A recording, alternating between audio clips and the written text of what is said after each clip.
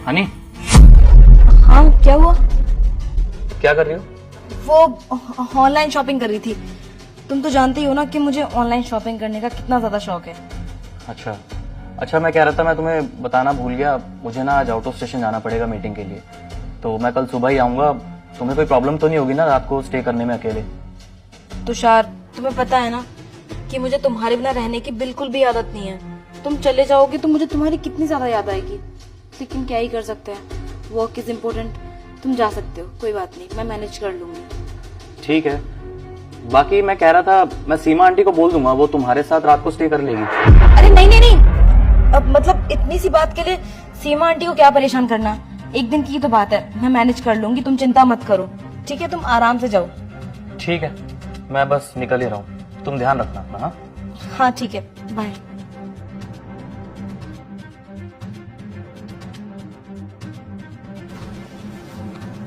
Hello baby, तुम्हें पता है मेरा पति ना बाहर चला गया है पूरे एक दिन के लिए।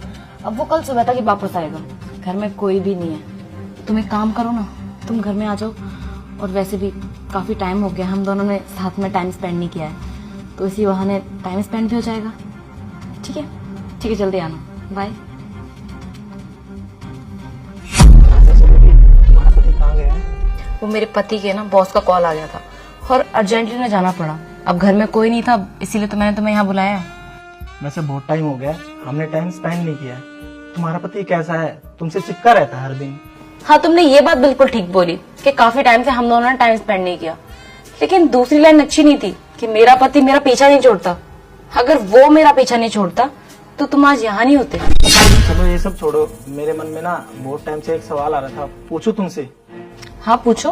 तुम्हारा पति इतना अच्छा है, इतना स्मार्ट भी है और पैसा भी अच्छा खासा कमाता है और तुमसे प्यार भी बहुत करता है, तुम उसको छोड़कर मेरे पास क्यों आई? हाँ तुमने सही कहा, मेरा पति काफी हैंडसम है, रिच है, उसके पास इतना बड़ा घर है, पैसा है, गाड़ी है और अच्छा खासा कमाता भी है, मुझसे बहुत प्यार भी करता है।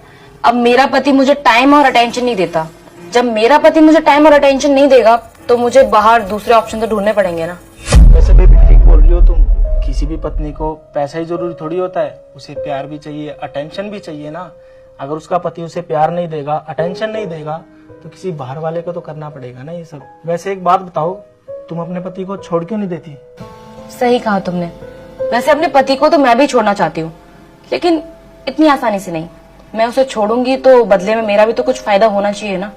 मैं अपने पति से किसी भी छोटे मोटे रीजन पर लड़ाई करूंगी और उस लड़ाई को इतना ज्यादा बढ़ा दूंगी कि बात डिवोर्स तक चली जाए। उसके बाद कोर्ट में मैं अपने पति से एलिमनी मांगूंगी। तुम तो जानते ही हो कि इस टाइम पे एलिमनी का कितना ज्यादा ट्रेंड चल रहा है। बदले में उससे उसकी 50% प्रॉपर्टी मांगूंगी। मेरे पति के पास इतना सारा पैसा है कि 50% में तो काफी कुछ आ जाएगा मेरे पास। फिर तुम ऐसा करो ना, उसको किसी चीज पे गुस्सा आ जाए, तुमसे लड़ाई करने लग जाए, फिर तुम डिवोर्स ले लेना, उस पे केस कर देना ना। कम से कम 50% की एलिमनी मिल जाएगी। तुम्हारा पति तो बहुत अमीर है ना, बहुत सारा पैसा कमाता है, बहुत होता है 50%। हम दोनों की लाइफ ना सेटल हो जाएगी। तुम मुझे मत बताओ कि मुझे क्या करना है और कैसे करना है, ये मेरा काम है, मैं खुद कर लूंगी।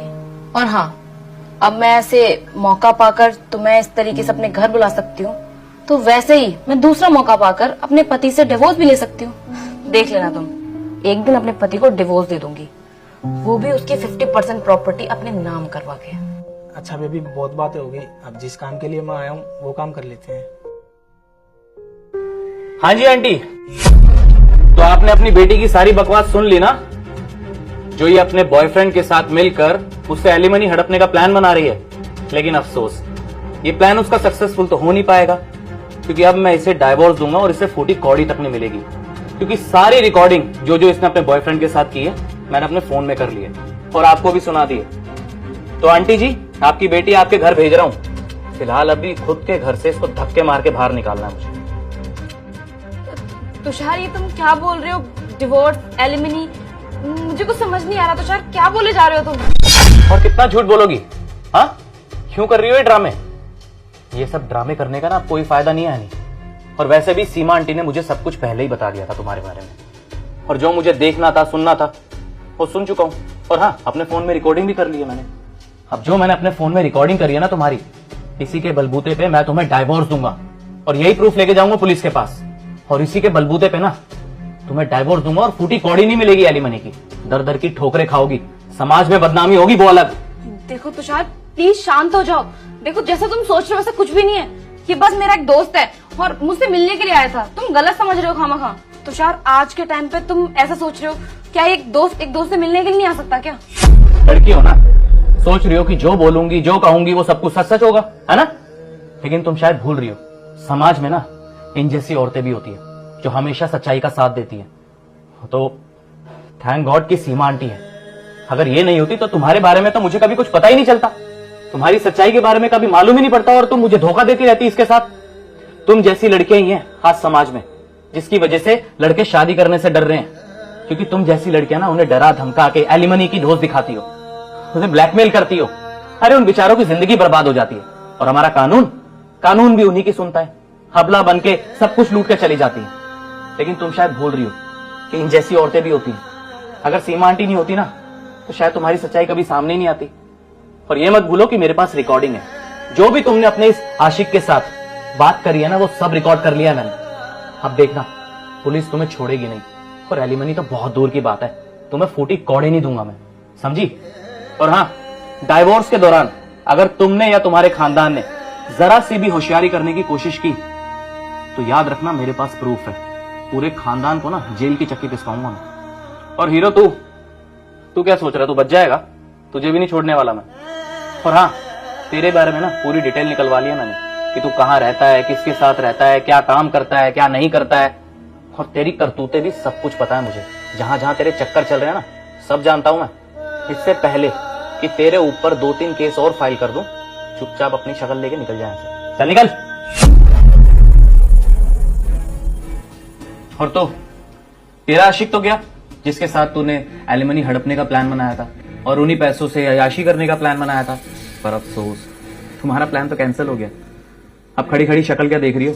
निकलो यहां से। साहब, ऐसे कैसे चले जाएंगी मेम साहब?